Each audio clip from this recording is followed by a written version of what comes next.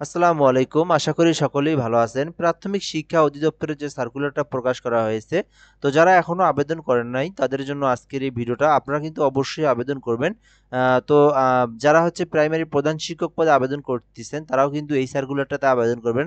কেননা ২টা সার্কুলার ২টা পদ আছে এখানে। ২টা পদে আপনার প্রায় ৪৭৭ জনকে কিন্তু নিয়োগ দেওয়া হবে। এখানে কম্পিউটার অপারেটর পদে ২২৪ জন, হিসাব সহকারী পদে ২৪৬ জন। তো মোট কিন্তু ৪৭৭ জন।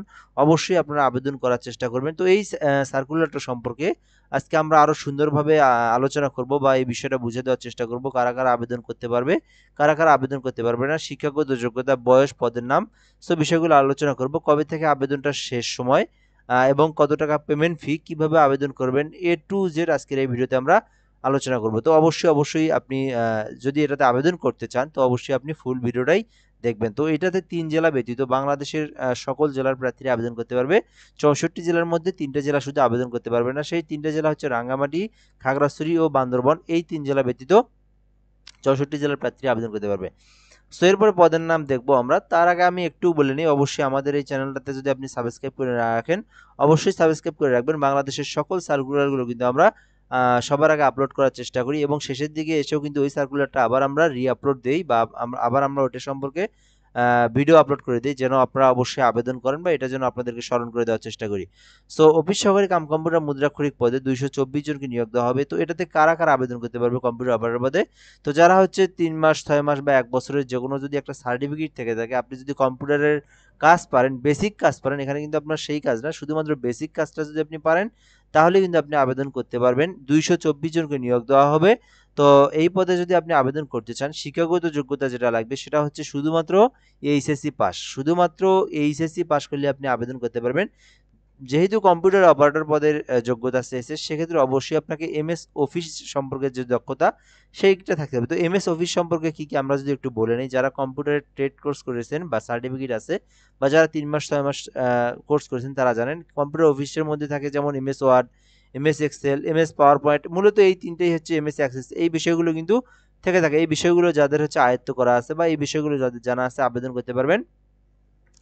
তো এখানে টাইপের গতি থাকলেই হবে আরকি। তো অবশ্যই আপনারা যারা কম্পিউটার অপারেটর পদে যারা আবেদন করতে চান তাদের কিন্তু আ এই যে শিক্ষাগত যোগ্যতা থাকতে হবে, অর্থাৎ ৬ মাসের একটা সার্টিফিকেট যদি থেকে থাকে কম্পিউটার অপারেটর পদের বা কম্পিউটার অপারেশনের, তাহলে আপনি আবেদন করতে পারবেন। পাশাপাশি কিন্তু অবশ্যই এইচএসসি পাস থাকতে হবে।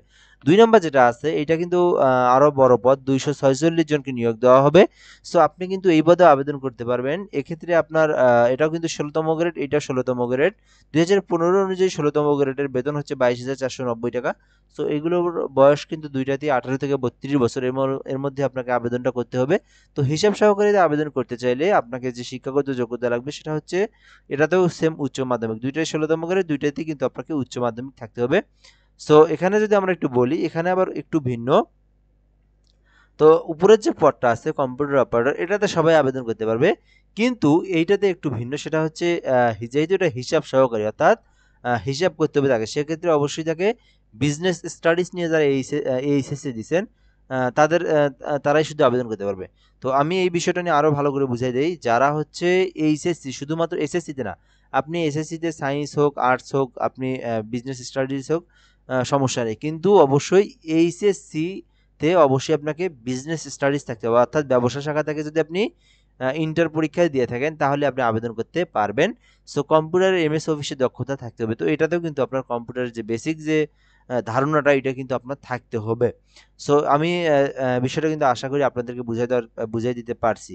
তো এই হিসাব সহকারীতে শুধুমাত্র এটা কিন্তু এসএসসি এইচএসসি তে না, শুধুমাত্র এইচএসসি তে আপনাকে বিজনেস স্টাডিজ থাকলে আপনি আবেদন করতে পারবেন। সো আবেদনটা কিভাবে করবেন? আপনি চাইলে আমাদের থেকে করে নিতে পারবেন। আমাদের একটা হোয়াটসঅ্যাপ নাম্বার দেওয়া আছে। এই নাম্বারে যোগাযোগ করলে আপনার আবেদনটা আমরা ঘরে বসে থেকে আপনি সুন্দর করে নিতে পারবেন। হোয়াটসঅ্যাপে টেক্সট করবেন। তো কোন সার্কুলারে আপনি আবেদন করবেন সেই সার্কুলারটা আমাদেরকে বলবেন। আমরা আপনার যে ডকুমেন্টগুলো প্রয়োজন এগুলো কিন্তু আমরা নিয়ে আপনার আবেদনটা কিন্তু আমরা সুন্দরভাবে ডকুমেন্টের সঙ্গে মিল রেখে করে দেব। সো চাইলে কিন্তু নিতে পারেন 017758303112 এই নাম্বারে হোয়াটসঅ্যাপে টেক্সট করতে হবে। আচ্ছা। সো এরপরে যদি আমরা এখান থেকে বলি, আপনি আবেদন করার জন্য নিজে থেকে যদি আবেদন করেন সেক্ষেত্রে আপনাকে dperteletalk.com.bd এই ওয়েবসাইট থেকে আবেদন করতে হবে। সো আবেদনটা শুরু হয়েছে ২০শে সেপ্টেম্বর ২০২৫ তারিখ সকাল ১০ ঘটিকা। আবেদনটা শেষ হবে ২০শে অক্টোবর, অর্থাৎ এর আগে আমরা একটা ভিডিও দিয়েছিলাম, সেটা হচ্ছে 20 তারিখের পর যখন সার্কুলারটা শুরু হয়েছিল, এবং এখন যেহেতু শেষের দিকে, আজকে হচ্ছে 6 তারিখ, তো আর মাত্র 6 দিনের মতো আছে। এর মধ্যে কিন্তু আপনাদেরকে আবেদনটা করতে হবে। যারা এখনো আবেদন করেন নাই, 12ই অক্টোবরের মধ্যে আপনাদেরকে আবেদনটা করতে হবে। তো এরপরে যদি আমরা বলি, নিজেরা আবেদন করলে এখানে 300 বাই 300 পিক্সেলের ছবি, 300 বাই 80 পিক্সেলের স্বাক্ষর লাগবে। এই বিষয়গুলো আপনারা কিন্তু ক্রপ করে ফটোশপের মাধ্যমে কেটে নিয়ে তারপরে কিন্তু আবেদনের প্রসেসে যাবেন। সো এখন আমরা দেখব পেমেন্টের যে বিষয়টা। তো পেমেন্টের বিষয়ে যদি আমরা এখান থেকে দেখি, দুইটা পদ, দুইটাই কিন্তু 16তম গ্রেড। 16তম গ্রেডের যে পেমেন্ট ফি সেটা হচ্ছে 112 টাকা। নিজেরা আবেদন করলে 120 টাকা ফোনে রিচার্জ দিবেন, দুইটা এসএমএস বাবদ আরও 5 থেকে 7 টাকা কেটে যাবে, অর্থাৎ সর্বমোট 120 টাকা লাগবে। যারা নিজেরা আবেদন করবেন 120 টাকা টেলিটক সিমে রিচার্জ দিবেন। রিচার্জ দেওয়ার পরে এখানে অপশনটা দেওয়া আছে আপনি কিভাবে দিবেন, এখানে একটা এক্সাম্পল দেওয়া আছে।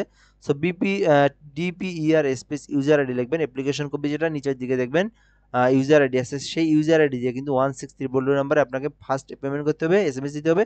পরবর্তীতে আপনার যে পিনটা আছে সেই পিনটা দিতে হবে, অর্থাৎ ডিপিইআর স্পেস ইয়েস লিখবেন। ইয়েস লেখার পরে ফার্স্ট এসএমএস এর যে পিন নাম্বার ওইটা দিয়ে আপনি 163 নাম্বারে পেমেন্ট করলে আপনার আবেদনটা চূড়ান্তভাবে হবে। এরপরে আপনাকে যখন পরবর্তীতে যখন তারা পরীক্ষা নিবে, পরীক্ষার আগে অর্থাৎ 1 বছর পরে হোক, 8 মাস পরে হোক, পরীক্ষার 15 দিন আগে কিন্তু আপনাকে, বা 15 দিন বা 13 দিন 14 দিন আগে আপনাকে এসএমএস দিবে।